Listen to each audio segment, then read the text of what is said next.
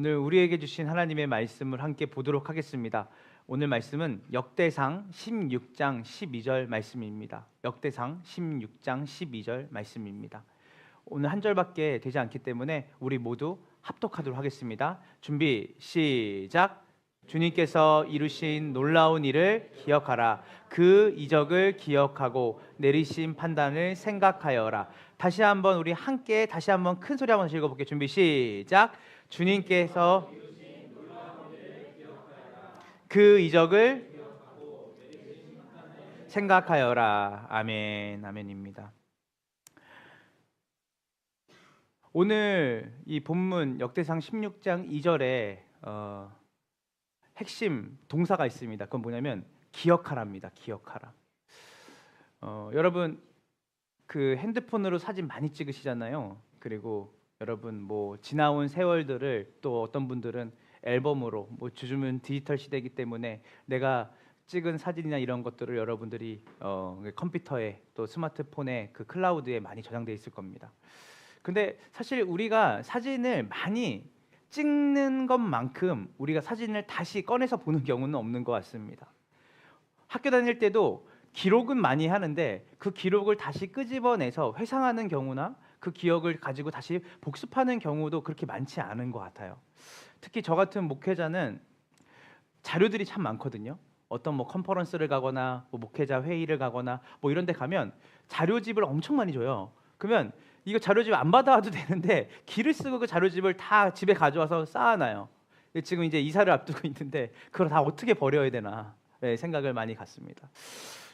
이번에 이제 이번 주에 제가 이제 하는 한 모임에 이제 그 제주도로 이제 그 모임에 리트릿을 갔다 왔는데요. 그 리트릿에 갔을 때 그 한 자매가 이제 그 모임을 인도하는데 올 한 해 동안 감사했던 기억을 좀 나눠보자라고 했는데 다들 선뜻 안 나오는 거예요. 왜냐면 그만큼 우리가 많은 일들을 2024년에 겪었지만 우리의 머릿속에 또는 우리의 삶 속에 그것들을 기억할 수 있는 여력이 우리에게 많이 없었던 것 같아요. 기억하며 살 수 있던 것.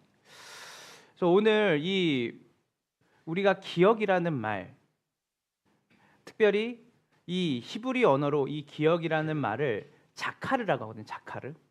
자카르. 그래서 우리가 기독교 용어라는 게 있는데 우리가 아까 제가 얘기했던 것처럼 그 기억이라는 것이 과거를 회상하는 것이 기억이라면 사실 성경에서 말하는 이 자카르라고 하는 기억은 그거보다 더 깊은 의미를 가지고 있습니다. 그것은 무엇이냐면 과거에 하나님께서 행하셨던 일을 소환해서 추억하는 것을 넘어서서 그 하나님이 과거에 하셨던 그 일을 중심으로 현재의 우리의 삶을 영위해 나가는 것까지 포함되어 있는 거예요. 그래서 이 자카르라는 것은 단순히 과거에 머물러 있는 기억이 아니라 그 기억을 가지고 오늘 어떻게 살 거냐고 우리에게 말을 하고 있냐는 거죠. 그러니까 바로 굉장한 강력한 현재적 명령이 뭐예요? 기억하라예요. 기억해라. 아, 과거에 그때가 좋았지. 이 사진을 보면서 과거의 사진을 보면서 그때 봄에 여름에 우리가 그때 정말 가족끼리 너무 좋았지. 그때 이런 추억이 있었지가 아니라 그때 그 추억을 가지고 오늘 현재 우리는 어떠한 삶을 살아야 되냐는 것을 주님께서 우리에게 말씀하신다는 것이에요. 이스라엘 역사를 보면요, 하나님께서 과거에 그들에게 일하셨고 행하셨던 일들에 대한 기억이 사라질 때 그들의 신앙이 흔들리거든요. 이스라엘 백성들이 광야에서 불평과 원망을 쏟아낸 이유는 하나님께서 그들의 삶 가운데 어떤 일을 행하셨는지를 잊었기 때문이에요. 그래서 저는 오늘 이 본문의 말씀을 통해 하나님께서 2024년 우리의 삶 속에서 어떤 놀라운 일을 행하셨고 그 기억이 오늘 이 새해를 앞둔 이틀 앞둔 우리의 현재 그리고 우리의 미래를 어떻게 우리가 바꾸어 나아가면서 살아야 되는지를 여러분이 깨닫는 귀한 시간이 되기를 주님의 이름으로 축원합니다. 오늘 본문의 배경 말씀은 여러분이 잘 아시는 것처럼 다윗이 하나님의 법궤를 예루살렘으로 옮기고 드린 감사와 찬양의 노래입니다. 자, 여러분, 빼앗긴 법궤를 다시 예루살렘으로 옮겼다. 그 말은 무엇일까요? 예루살렘에 법궤가 있었다는 거예요, 없었다는 거예요? 없었다는 거예요. 사실은 블레셋이라고 하는 이방 나라의 전투 속에서 우리 양육을 받아보시면 알겠지만 그 법궤를 빼앗깁니다. 근데 그 법궤가 법궤를 빼앗기는 게 무슨 의미가 있을까라고 하지만 사실 그 법궤는 따라해 보세요. 하나님의 임재, 하나님의 통치를 상징하는 것이었어요. 즉, 뭔 말이냐면 이스라엘에게서 법궤가 사라졌다, 없어졌다는 것은 무슨 말이에요? 하나님의 통치와 하나님의 임재가 사라졌다는 것이에요. 그래서 이게 히브리어 말로 이가봇이라 그래요. 하나님의 영광이 떠났다라는 거예요. 그런데 이 법궤가 다시 예루살렘으로 돌아온다라는 것은 무엇이냐면 잃어버렸던 하나님과의 관계, 깨졌던 하나님의 관계가 뭐였다는 거예요? 회복이 된다라는 것을 암시하고 있는 거예요. 이제는 이스라엘의 하나님의 통치와 다스림이 다시 돌아왔다라는 것이에요. 그래서 다윗이 너무나 감사했어요. 너무 기뻤어요. 왜냐하면 하나님의 영광을 상징하고 하나님이 우리와 함께 계신다라고 하는 그 상징을 가지고 있던 법궤가 떠나 있을 때 사실은 이스라엘은 자신이 왕위에 있든 어떤 대단한 왕이 있든 그 이스라엘의 진짜 왕은 자신들이 아니거든요. 바로 하나님이 왕으로 계셔야 이 땅에 뭐가 있는 거예요? 참된 샬롬, 참된 평안이 있는 것인데 그 하나님의 영광과 임재가 돌아온 그 일은 다윗에게 너무나도 기쁘고 감사한 일이에요. 근데 다윗이 뭐라고 말하냐면 그 법궤가 돌아오고 나서 이스라엘 백성들에게 계속해서 강조하는 건 뭐냐면 기억하라는 거예요. 기억하라. 이게 왜 중요할까요? 여러분, 우리가 신앙생활을 하면서 특히 기독교 신앙생활에서 가장 중요한 게 뭐냐면 따라해 보세요. 관계. 그래서 하나님 사랑, 이웃 사랑이 기독교 신앙의 또 율법의 대강령입니다. 그런데 우리가 여기서 하나님 사랑, 이웃 사랑이라는 이 사랑은 일방적이지 않아요. 사실 사랑은 관계 용어거든요. 자, 그 말은 뭔 말이에요? 물리적으로 이 법궤가 들어오는 것으로 우리의 신앙과 하나님의 임재가 있다라고 생각하면 안 되는 거예요. 오늘 여러분들이 이 복된 주일에 이 자리에 다 같이 우리가 물리적으로 이 예배당에 앉아서 예배를 드려요. 그래서 여기서 우리는 하나님의 임재가 이곳에 있다라는 것을 머리로는 알 수 있죠. 왜냐하면 우리가 예배당에 있고 찬양을 부르고 예배라는 형식 안에 들어와 있기 때문이에요. 그런데 이스라엘 백성들이 이 법궤가 들어옴으로 이들이 법궤가 들어옴으로 만족해서는 안 되는 것이에요. 뭐예요? 법궤가 들어온다라는 그 정확한 의미는 하나님의 통치와 하나님의 임재가 하나님 여기 계시다라는 것을 그들이 기뻐하고 찬양해야 되는데 그 기뻐하고 찬양할 수 있는 동인이 되는 게 뭐냐면 그분이 우리에게 행하시고 이루신 일을 뭐 하는 것이에요? 기억하는 거예요. 여러분, 여기 결혼하신 분, 결혼하신 지 오래되신 분도 있고 막 결혼 생활하신 지 이제 얼마 안 되신 분도 있고 그리고 지금 이제 인생을 산 지 얼마 안 된 아이들도 있고. 자, 근데 우리가 어떤 친구와의 관계든 부부와의 관계든 물리적으로 우리가 그 같은 공간에 있다고 해서 그 관계가 좋다라고 말할 수는 없죠. 제가 기억나는 거는 고등학교 때 수학여행을 경주로 갔는데 버스를 타고 가는데 제가 반에서 제일 싫어하는 애랑 짝이 된 거예요. 그러니까 거리는 제일 가까워요. 그래서 막 팔로 막 이렇게 하면 팔이 막 다. 근데 그 경주로 가는 수시간 동안에 긴 시간 동안에 이 친구가 옆에 있는 게 얼마나 불편한지. 그러니까 나중에 알고 보니까 그때 초등학교 제가 6학년 때 수학여행 갔는데 그때 선생님이 가장 사이가 안 좋은 두 명의 아이들을 이렇게 붙여놨는데 저하고 그 친구랑 붙여놓은 거예요. 가면서 얘기 좀 하고 가라고. 근데 저희는 사이가 더 안 좋아졌습니다. 그러니까 물리적으로 같이 있고 가까이 있다고 해서 그 관계가 회복되는 건 아니에요. 뭐예요? 그 관계를 정의할 수 있는 그 두 사람의 뭐예요? 사랑과 그 두 사람이 지나가면서 왔던 선한 기억들을 다시 우리가 회상하고 추억하면서 그 관계를 이어가야 사실은 그 관계의 관계됨을 우리가 누릴 수 있는 것이죠. 제가 보기보다 되게 F가 강한데요. 예, 저는 그래서 가끔 밤에 막 아내랑 이렇게 연애 때 있었던 사실 6년을 연애했거든요. 오래 연애했죠. 6년. 연애하고 또 그리고 결혼한 지 이제 12년이 넘었어요. 이제 그러니까 18년 동안 한 여자만을 보고 살았는데 그러니까 가끔 이제 이렇게 막 설교를 준비한다거나 아니면 그럴 때 핸드폰 사진첩을 막 돌려요. 돌리면 18년, 17년, 16년 막 거꾸로 막 걸어가는데 그때 아내가 저에게 해줬던 뭐 음식들 그리고 아내가 저한테 베풀어줬던 그 사랑들이 막 이렇게 기록이 남아 있거든요. 근데 그거를 보면서 너무 감사하고 고맙더라고요. 그게 언제였냐면 제가 그 제주도 리트릿 갔는데 밤에 잠이 안 오길래 아내랑 찍었던 사진들을 보는데 제가 너무 아내가 보고 싶고 너무 귀한 거예요. 감사한 거예요. 추억하고 기억하니까 그 안에 아내가 저에게 주었던 사랑과, 그리고 물론 그 12년의 삶 속에서 녹록지 않았던 우리 안에 다툼도 있었고 또 삶의 굴곡도 있었잖아요. 그러나 그 좋았던 기억들, 아내가 나한테 베풀었던 기억들을 제가 되짚어 보면서 집에 오자마자 제가 아내한테 했던 말이 뭐냐면, 너무 보고 싶었어요. 뭐. 근데 아내는 그렇게 보고 싶어하는 것 같진 않았는데, 이게 일방적이면 또 안 되잖아요. 그래서 너무 보고 싶었고, 너무 이렇게 보고 싶었어, 이렇게 얘기를 했습니다. 여러분, 그 이스라엘 백성들이 이 법궤가 들어온다는 것은 어떤 의미인지, 이 법궤가 바로 그 물리적인 어떠한 형체가 아니라 그 법궤가 갖고 있는 상징인 하나님과의 바른 관계에 우리가 놓여졌고, 그분이 다시 우리에게 돌아오셨다라는 것이 얼마나 크고 놀라운지는 그 하나님께서 이스라엘 민족에게 이루시고 행하셨던 그 놀라운 이적들과 기적들, 그리고 그들이 베풀었던 은혜를 그들이 기억해야 될 필요성이 있었다는 것이죠. 국제 그 로잔대를 준비하면서 이제 그 각 나라 지역의 그 리더들과 함께 이제 모임을 가져본 적이 있었습니다. 그때 공청회라는 걸 해봤어요. 공청회. 그때 이제 한 분의 그 리더가 이제 각 대륙과 그 이제 지역에 있는 사람들을 이렇게 모아놓고선 그 나라마다 가지고 있는 그 어려움들, 영적인 어려움들을 같이 이제 듣는 시간이었어요. 공청회니까.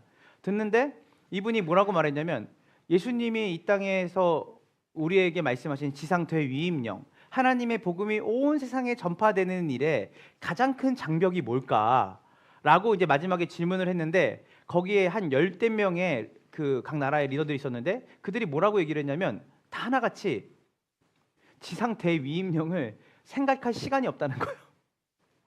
왜냐면 너무 자기가 하는 일이 바빠. 그러니까 예수님이 하신 그 위대한 명령이라고 하는 그 위임령이라고 하는 모든 족속을 제자로 삼아 우리 교회들이 제자를 삼고 복음을 전해야 되는 일 너무나 잘 알고 있는데, 그것을 계속 회상할 시간이 없으니까 뭐예요? 일상에 파묻혀서 먹고 사는 문제에, 자기의 생존에 모든 시간을 보내다 보니까 점차 그 하나님께서 주신 그 위대한 지상퇴 위임령이 자기네 삶에서 멀어져 가다가 갑자기 또 몇 년 만에 또 누가 그 얘기를 하면, 맞아, 우리 저 사역을 해야 되는데, 우리가 하나님 나라를 위한 사역을 해야 되는데, 그러다가 또 1년 364일은 또 자기가 원하는 삶을 막 사는 거예요. 자, 이스라엘 백성들도 마찬가지고 우리에게도 마찬가지고, 우리에게 정말 필요한 것은 무엇이냐면 하나님이 우리 가운데 하신 일들을 기억하는 것입니다. 기억. 제가 한번 여쭤볼게요. 여러분은 오늘 아침에 눈을 뜨시고 이 자리에 오기까지 여러분들은 얼마나 하나님이 우리에게 주신 것들에 대해서 기억하고 감사하면서 오셨습니까? 오늘 저는 기억하라, 자카르, 기억하라. 그러면 이 기억하라는 것, 그러면 구체적으로 정확하게 이 기억하라라고 말을 했는데, 이 기억하라를 우리는 이 말씀을 통해 어떻게 무엇을 정확하게 기억하라는 것인지를 같이 살펴볼 필요가 있습니다. 자, 우리 함께 말씀해 보겠습니다. 출애굽기 2장 24절입니다. 자, 준비 시작. 하나님이 그들의 탄식하는 소리를 들으시고 아브라함과 이삭과 야곱에게 세우신 언약을, 여기서 기억하셨다는 말은 자카르, 똑같은 단어를 씁니다. 기억. 그래서 기억하시고를 계속해서 우리가 신명기도 보고 다 찾아보면 자카르 되어 있는데, 이 기억하라라고 말할 때 첫 번째 우리가 뭘 기억해야 되냐면, 하나님이 뭘 기억하라는 거지? 형이상학적인 것이 아니라 하나님이 기억하라는 건 뭐냐면, 따라해 보세요. 구원. 그래서 이 자카르라는 단어는 단순히 어떤 것을 기억하는 것을 넘어서 하나님께서 구체적으로 내가 너희에게 행한 구원을 기억하라는 거예요. 여러분, 우리가 신명기의 전체적인 주제가 뭐냐면, 따라해 보세요. 기억하라. 그래서 신명기는 기억하라가 주제예요. 뭘 기억하는 거죠? 출애굽에서 그들의 애굽 땅에서 하나님이 구원하시고, 그들의 삶 가운데 죄와 사망의 권세를 꺾으시고, 그들의 삶 속에 유월절 어린 양의 피로 그들을 구원하신 그 하나님의 놀라우신 구원을 이야기할 때 하나님께서 우리에게 뭐냐면 그것에 자카르, 기억하라는 말을 쓴다는 거예요. 저는 여러분들이 2024년 다양한 많은 일들이 여러분에게 있었고 하나님께서 이루시는 일들이 많았지만 그중에 가장 첫 번째 되는 여러분의 삶에서 기억해야 될 것은 무엇이냐면 예수 그리스도로 말미암아 우리에게 주신 하나님의 그 놀라우신 구원을 기억하는 복된 연말이 되기를 주님의 이름으로 축원합니다. 우리에게는 그 구원이 은혜요 공짜이지만 그 구원을 대가를 하나님이 자기 희생을 통해 우리에게 그 구원을 선물로 주신 것이에요. 여러분, 물리적으로는 우린 지금 이 자리에 죽어도 부활이 있습니다. 우리는 죽음을 두려워하지 않는 존재가 됐어요. 더 이상 우리는 죄책과 우리 안에서의 비뚤어지고 우리 안에 해결될 수 없는 수많은 철학자들과 그 세계사 속에서 대단한 석학들이 고민했던 인생과 삶의 문제에 대해서 우리는 답을 찾아 헤매는 인생이 아니라 이제는 그 답이 되시는 예수 그리스도를 만난 인생으로 예수님께서 우리를 구원하셨다는 걸 믿으시기를 간절히 소망합니다.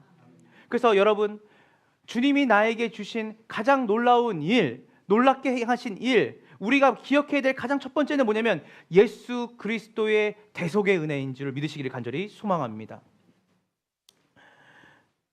그 두 번째로는 뭘 기억해야 되냐? 기억해야 한다는 것은, 자, 우리 본문 16장 우리 12절을 다시 한번 우리 보도록 하겠습니다. 준비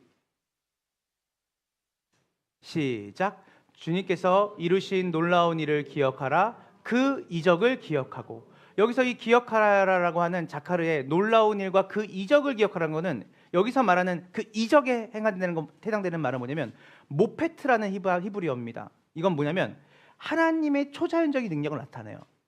여러분, 2024년도에 내 힘으로는 도저히 해결할 수 없는 그 문제, 내가 가지고 있는 능력으로는 조금도 그 문제를 해결할 수 없는 것들을 하나님의 그 일하심, 하나님의 역사하심으로 해결되었던 그 경험이 여러분에게 있을 수도 있고 없을 수도 있어요. 근데 중요한 건 뭐냐면 하나님은 늘 우리의 삶 가운데 우리가 할 수 없는, 우리가 해결할 수 없는 그 일들을 하나님은 우리의 삶 가운데 이루셨다는 것을 믿으시길 간절히 소망합니다. 그래서 여러분들이 살아오면서 하나님께서 내 삶에 어떻게 내 삶에 그 이적과 기적을 통해 내 삶에 역사하셨는가? 지나온 내 삶을 돌아봤을 때 하나님께서 내 삶에 어떤 이적으로 나를 지금까지 살리시고 나를 이제까지 붙드셔서 여기까지 오셨는가? 저는 여러분들에게 하나님만이 하실 수 있는 초자연적인 하나님의 이적과 기적이 여러분의 삶에 흔적으로 남아있는 줄로 믿으시길 간절히 소망합니다. 더불어 C.S. 루이스라는 사람은 이 이적을 이렇게 얘기했어요. 이 모페트라는 이 이적은 단순히 초자연적인 하나님의 능력이 우리가 생각하는 것처럼 대단한 죽은 자가 살아나고 물이 변해서 포도주가 되고 우리가 원하는 그 삶을 이루어 가시는 하나님의 초자연적인 능력도 이 우리가 기억해야 될 하나님께 감사의 기억이지만 하나 더는 뭐냐면 우리의 일상도 하나님의 초자연적인 능력으로 이루어졌음을 믿으라는 거예요. 여러분, 우리가 오늘 눈을 떴을 때 호흡이 붙어 있었어요. 여전히 우리 아버지 어머니가 살아 계세요. 여전히 우리 새아이가 오늘 눈을 떴는데 숨이 붙어 있더라고요. 우리 아내가 옆에서 숨을 쉬고 있더라고요. 오늘 피곤하고 몸이 힘들었지만 오늘 예배당에 내가 나와 있는 거예요. 여전히 우리가 먹고 살아갈 수 있도록 하나님께서 정말 부족한 것 같고 때로는 열악한 것 같지만 여전히 우리에게 일터를 통해서 우리의 삶을 공급하시고 계세요. 그렇게 믿고 실은 그 가족과 관계와 피부칠 수 있지만 그 사람들이 여전히 살아있다라는 것, 그래도 내 옆에서 그들이 그래도 건강하게 있다라는 것, 그리고 내 삶이 오늘도 하나님이 주시는 새로운 그 길을 따라서 가고 있다라고 하는 그 소망이 우리 가운데 일상 속에 있다라는 것을 발견하라는 거예요. 제가 그 감사라는 그 시를 한 편을 읽었는데 그 감사 김동호라는 목사님이 쓴 시인데 그분이 이렇게 얘기했어요. 감사는 무엇이냐면 보물찾기와 같다고 했어요. 보물찾기. 제가 너무나 제 마음에 감명 깊게 왔어요. 여러분, 우리가 추수감사절 때 얘기했지만 여러분, 보물찾기 가서 나 보물 안 찾을 거야 하면 보물 못 찾습니다. 난 오늘 보물 많이 찾을 거야. 나는 진짜 보물 열심히 찾을 거야. 이런 친구들이 선생님이 준비 시작 호루라기 불면 진짜 가지 말아야 되는 저 나무까지도 가잖아요. 막 돌아다니면서 그래서 막 친구들한테 오히려 나눠주는 친구들이 있어요. 여러분, 하나님이 우리에게 자카르, 기억하라라고 하는 것은 여러분의 능력으로 할 수 없는 초자연적인 하나님의 개입하심에 대한 것을 기억하는 감사도 있지만, 여러분의 일상 속에서 하나님께서 베풀어 주신 만나와 메추라기를 먹이시며 구름 기둥과 불 기둥으로 여러분을 인도하신 하나님의 매일같이 우리에게 묵상할 수 있는 말씀과 함께 성경을 읽을 수 있는 공동체와 또 여러분의 삶 가운데 힘들고 지칠 때마다 기도할 수 있는 대상이 있다라는 것, 그리고 여러분의 마음에 분명히 완벽하고 완전하게 내가 이 사람과 같은 마음, 같은 생각으로 가진 못할 수 있지만 여전히 서로가 지지해주고 격려해줄 수 있는 가장 가까운 가족이 있다라는 것, 이것이 얼마나 우리에게 감사의 조건이 되는지 모르겠습니다.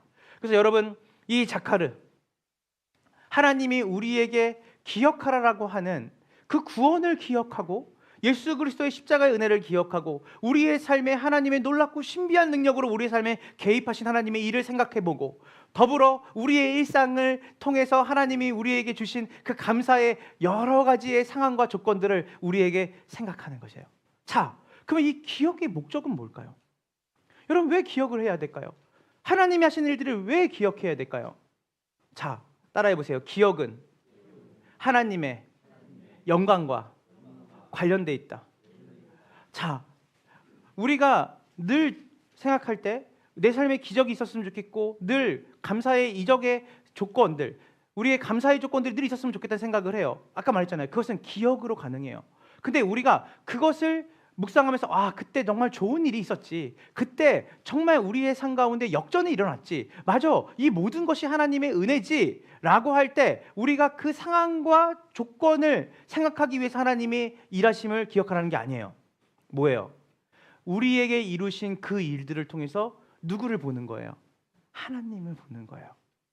그래서 우리의 삶에 하나님이 이루신 일을 통해서 우리가 생각하는 건 뭐냐면 그 정서, 과거에 그래도 내가 그렇게 힘들고 어려울 때 내가 도움을 받았고 내가 감사한 일이 있었지가 아니라, 그 이적이라는 것의 언어적인 표현은 표지판입니다. 그 이적과 기적이 목적이 아니라 그 이적과 내 삶의 기적을 통해서 뭐예요? 하나님이 우리와 함께 계셨구나, 하나님이 내 삶을 붙들고 계시는구나, 하나님이 나의 삶에 항해자가 되셔서 나라는 인생의 배를 인도하고 계시는구나라는 것에 대한 하나님께 감사로 이 기억이 기결되기를 하나님이 원하신다는 것이에요. 마지막으로 본문은 우리에게 내리신 판단을 생각하여라. 우리 다시 한번 우리 본문을 다 같이 읽어볼게요.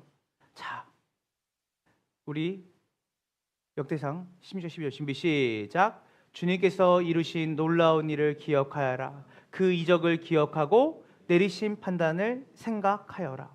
자, 이 내리신 판단을 생각하여라는 뭐냐면 앞으로 이스라엘 민족이 미래를, 하나님의 법궤가 들어온 그들의 인생 가운데 그들이 어떠한 태도로 살아가야 되는지에 대한 교훈을 주는 말입니다. 여러분, 이제 우리가 2025년을 앞두고 있죠. 이제 우리가 송구영신 예배를 드리지만 우리가 이 남은 이틀 동안에 우리에게 다시 한번 소망과 희망을 주는 것은 뭐냐면 이 내리신 판단을 생각하는 거예요. 기억하는 거예요. 자, 여기서 말하는 판단은 어떤 뜻이냐면 하나님의 공의로운 결정과 행위를 나타내는 말이에요. 자, 여러분, 공평이란 말 좋아하죠? 하나님이 공평하게 나를 대하셨어. 여러분, 우리가 어떤 사람을 대할 때 불공평하다는 걸 너무 싫어하잖아요. 우리가 불공평. 여기서 하나님이 내리신 판단을 생각해라 할 때 이 판단은 뭐냐면 바로 하나님께서 늘 공의로운 결정과 행위를 우리 삶 가운데 하신다는 의미예요. 자, 근데 여러분, 우리가 2024년을 봤을 때 그 일만큼은 하나님이 허용하지 않으셨으면 좋겠다. 하나님 너무 내 삶에 불공평하시게 대했던 것도 있는 것 같아. 저도 생각을 해보니까 2024년도에 좋았던 것도 있지만 생각하고 싶지 않았던 그 날들도 있어요. 또 2024년뿐만이겠어요?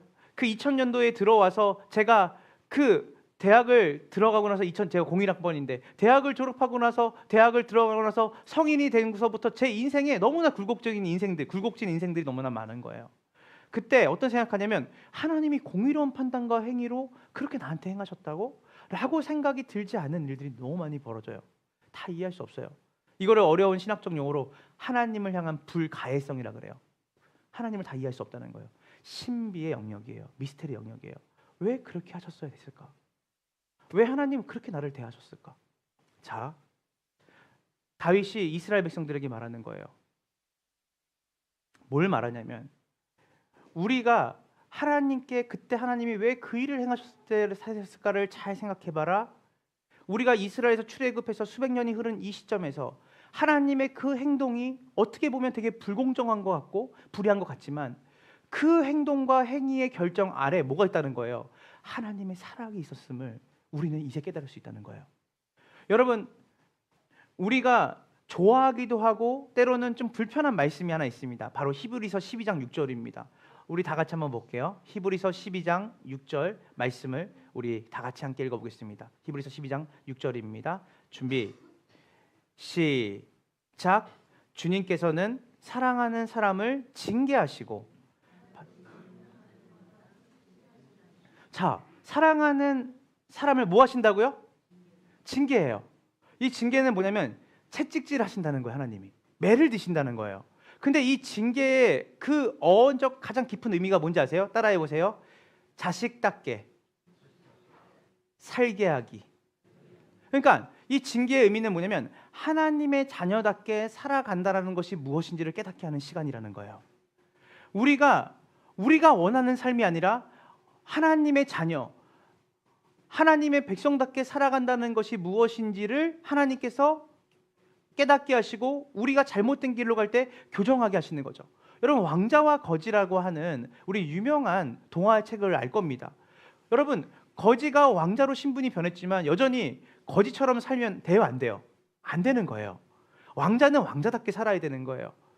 이제는 여러분들은 자기를 위해 사는 자가 아니라 하나님을 위해 사는 자가 됐고, 하나님을 위해 산다는 것은 뭐냐면 이웃을 사랑하며 더불어 살아가는 삶으로 살아가게 됐다는 것이에요. 여러분, 하나님께서는 끊임없이 우리를 뭐 하냐면 일본말로 우리를 사포질을 하세요. 왜? 정말 우리의 행복과 우리의 삶의 만족과 그 가치가 어디에 있냐면 하나님의 자녀답게 살아가는 삶에 있거든요. 그래서 하나님이 사랑하시는데 왜 때리시지? 사랑하시는데 왜 채찍질을 하실까? 사랑하는 사람에게 왜 징계를 하실까?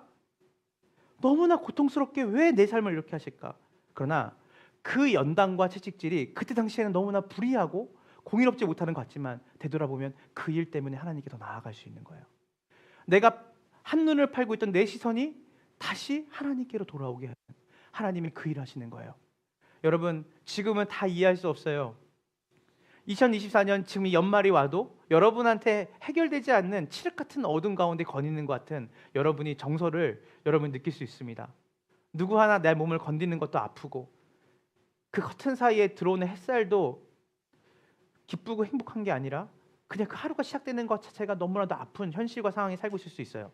그러나 한 가지 확실한 것은 무엇이냐면 미시파트, 하나님의 내리신 판단을 생각하여라.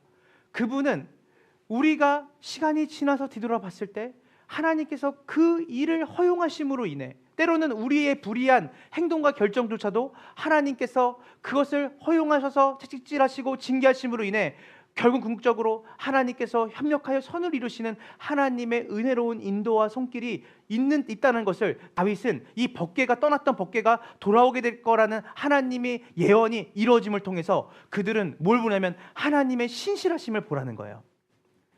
2024년을 우리가 마무리하면서 또 2025년을 기대할 수 있는 이유는 여러분이 가지고 있는 능력과 여러분이 좀 더 나은 선택을 할 수 있다는 자신감, 또 여러분들이 머릿속으로 계산하면서 조금 더 나은 경제적으로 생활적으로 여러분들이 꿈꾸는 것들이 이루어질 것에 대한 소망은 사실은 다 여러분에게 달려있는, 여러분들이 계획하지만 도저히 우리의 계획대로 되지 않는 인생이라는 걸 여러분들은 아실 거예요. 그러나 그것은 허황된 꿈입니다. 그런데 가장 확실한 건 무엇이냐면 하나님은 우리를 빚어가심을 통해 하나님이 우리를 하나님의 형상으로 하나님의 자녀다운 인생으로 우리를 2025년도도 선하게 협력하여 우리의 삶을 이루신다라고 하는 하나님에 대한 신뢰와 소망이 2025년을 꿈꾸게 만드는 것이에요. 여러분, 우리가 다 알 수 없는 우리의 삶. 왜 하나님이 그렇게 결정하실 수밖에 없었을까? 그러나 시간이 지나면 그 결정이 우리의 유익을 위한 것임을 깨닫게 되는 시간이 반드시 옵니다. 그때 우리 말하죠. 하나님 정말 신실하시네요. 하나님 정말 의로우시네요. 하나님 정말 하나님의 생각은 제 생각보다 크고 놀라우셨군요. 라고 하는 고백은 여러분 자신에게 있는 힘과 능력이 아니라 하나님이 우리를 예수 그리스도 안에서 양자 삼으시고 당신의 언약의 백성을 삼으셔서 내가 너를 포기하지 않고 내가 너를 고아처럼 내버려두지 않고 내가 너의 가정과 너의 삶을 내가 붙들고 가겠다라고 하는 하나님의 능력과 하나님의 성품에 기인한 소망이 오늘 여러분에게 있기를 간절히 소망합니다. 자, 여러분 사랑하는 성도님들 여러분, 저는 오늘 이제 여러분이 오늘 말씀을 통해 기억은 우리의 믿음을 굳건히 세우는 기초입니다. 여러분, 제가 그 제주도의 그 늦은 밤에 새벽까지 그 사진을 갑자기 홀린 듯이 보면서 맞아. 되게 어둡고 캄캄한 밤을 지난 것 같은 현재지만 하나님이 우리를 이렇게 만나게 하셨고 이렇게 아름다운 결실로 하나님이 인도하시고 계셨구나. 나는 여전히 실수성이고 나는 여전히 부족한 사람이지만 하나님이 그 언약의 근거에서 하나님이 나를 여기까지 인도하셨구나. 내가 늘 누리는 일상, 그냥 숨 쉬고 커피 한 잔 마시고 그리고 내가 일터에서 일을 하는 게 너무나도 고역스럽고 또 내가 그 관계 속에서 내가 그 사랑과 그 깊은 풍성을 못 누리지만 그 존재가 있다는 것이 얼마나 놀라운 감사의 조건인지, 내가 오늘도 호흡하고 있다는 게 얼마나 놀라운 감사의 조건인지, 그 자녀가 있다는 게 얼마나 감사의 조건인지, 그 아내가 있다는 게 얼마나 감사의 조건인지, 내 삶에 좋은 교회에 와서 함께 예배 생활할 수 있는 게 얼마나 감사의 조건인지, 그 기억을 할 시간이 여러분에게 너무 없습니다. 그 기억을 회상을 할 수 있는 시간이 너무나 없어요. 저는 그렇기 때문에 여러분이 이 남은 이틀 동안에 2024년도에 하나님이 나의 일상 가운데 내 삶 가운데 얼마나 놀랍게 많은 것들을 이루어 가셨는지를 기억하는 시간을 여러분이 꼭 갖기를 주님의 이름으로 축원합니다. 그리고 여러분에게 구원의 은혜, 십자가에서 나를 위해 흘리신 그 예수 그리스도의 그 존귀하신 피로 말미암아 우리의 삶 가운데 모든 것이 변했어요. 여러분이 느끼든 못 느끼든 여러분의 삶은 180도 변했습니다. 이제 여러분의 삶은 이전과는 다른 삶이 됐어요. 왕의 자녀로 살 수 있고 이제는 여러분이 기도하는 대상이 명확한 존재가 있고 여러분의 삶에 인도하시는 그분은 실수하지 않으시고 그분은 악하지 않으시고 여러분을 남용하거나 학대하시는 분이 아니라 여러분을 위해 자기를 희생하기까지 던져줄 수 있는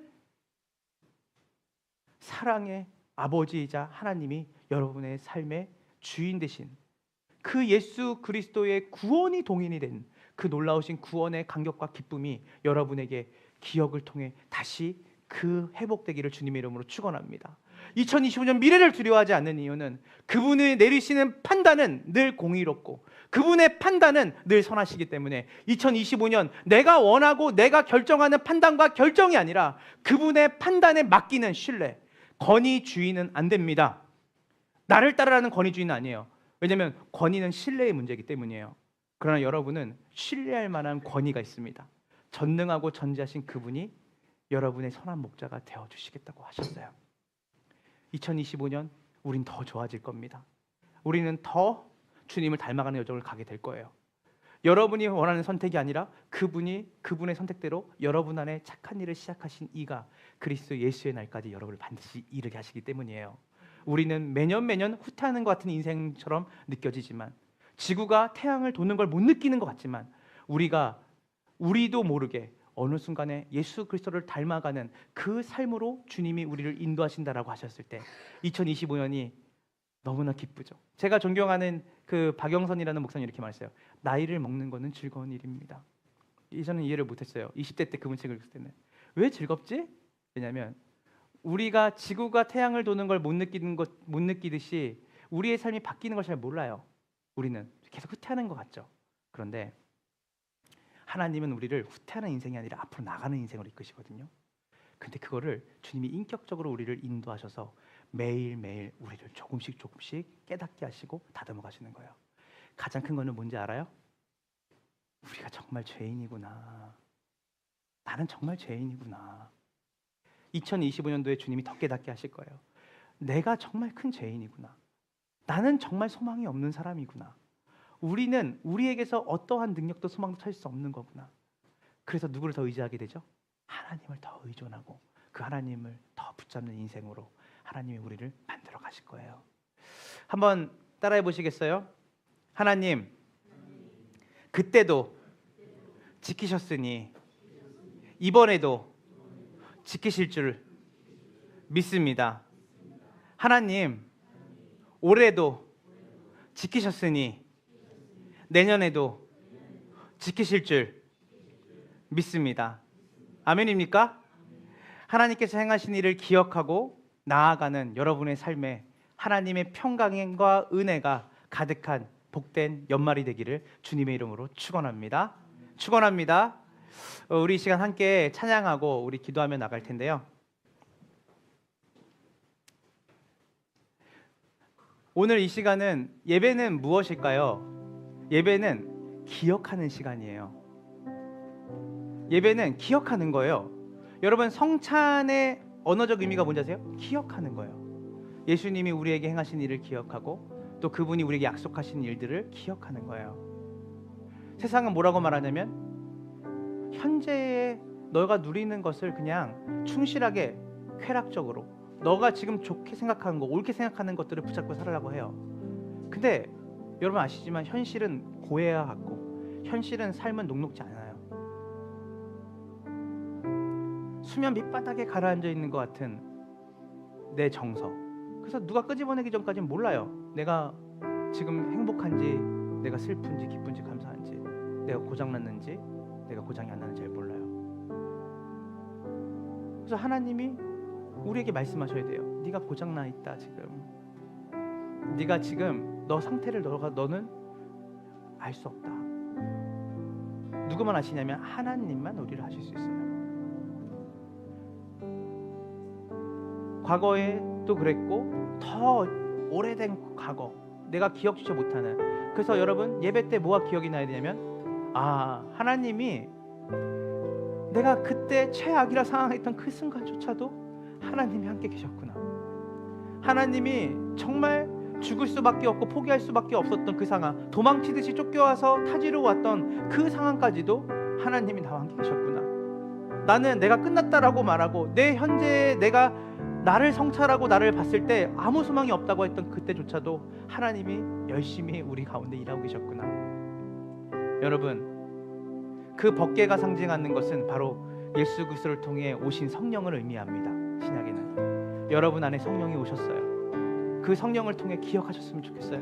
하나님이 여러분에게 어떤 구원을 베푸셨는지, 그리고 너희를 고와 같이 내버려두지 않겠다고 했던 하나님의 은혜가 여러분의 일상에 얼마나 많이 녹아져 들어가 있는지, 그리고 여러분의 미래에 그 올바른 행동과 선하신 행동으로 우리는 실수하지만 실수 없으신 하나님께서 우리를 그 목적지대로 우리를 계속해서 인도하고 계신다는 것을 여러분 신뢰하며 나가는 이 복된 연말이 됐으면 좋겠습니다.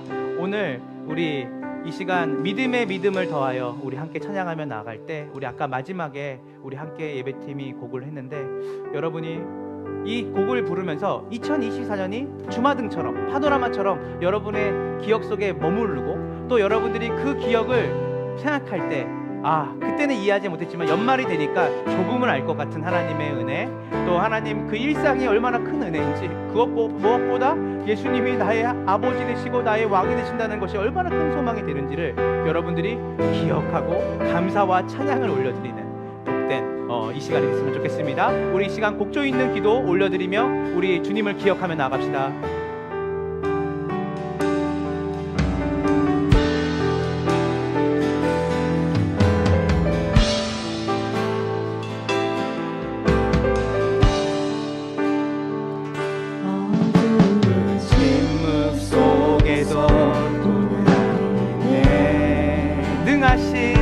능하신 내 주님 일하고 계심을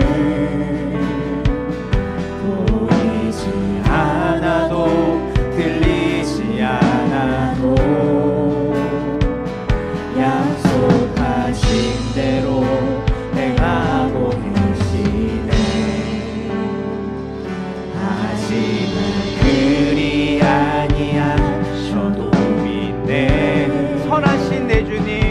선하신 내 주님 나 사랑하심을 나 바란 그대로 이루어지지 않아도 그분의 기쁘신 뜻대로 예비해 두셨네. 믿음을 더하여 주님의 크신 손 붙들리 나를 고백은 주 사랑합니다. 마침내 주 얼굴 볼 때에 그 품에 가득 남기리 나를 고백은 주 사랑합니다. 우리 다시 한번 고백하며 나갑시다. 어두운 침묵 속에서 남미네 지금 이 순간에서도 능하신 내 주님 일하고 계심은 2023년을 생각하며 보이진 않아도 들리지 않아도 2024년도에는 어떠셨습니까? 약속하신 대로 행하고 계시네. 하지만 그리 아니하셔도 믿네. 선하신 내 주님 나 사랑하심을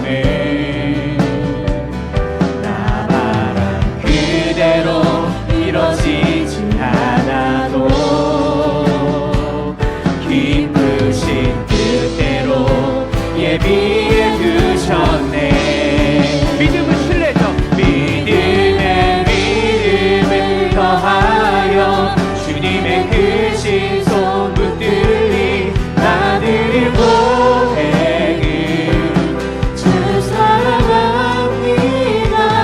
마침내 주 얼굴 볼 때에 그 품에 가득 남기리 나를 고백은 주 사랑합니다. 믿음을 더하여 주님의 크신 손 붙들리 나를 고백은 주 사랑합니다. 마침내 주 얼굴 볼 때에 그 품에 가득 남기리 나를 고백은 주 사랑합니다. 믿음의 믿음 더하여 주님의 크신 손 붙들리 나드릴 고백은 주 사랑합니다. 마침내 주 얼굴 볼 때에 그 품에 가득 남기리 나드릴 고백은 주 사랑합니다.